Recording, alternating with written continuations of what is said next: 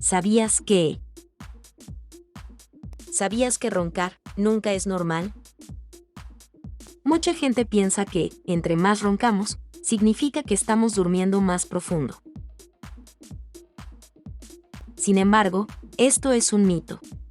Roncar jamás es normal. Por el contrario, si una persona está roncando, significa que no está respirando adecuadamente y, por lo tanto, que su calidad de sueño es mala.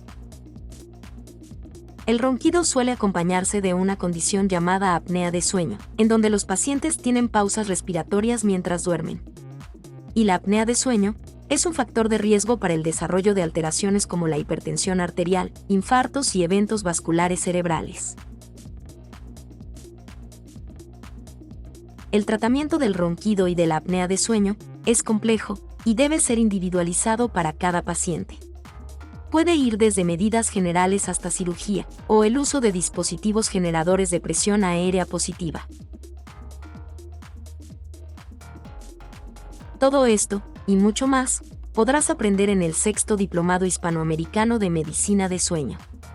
Tu mejor opción para adentrarte en la medicina del dormir. Con profesores de reconocida trayectoria, de países como México, España y Colombia. Iniciamos este 28 de agosto.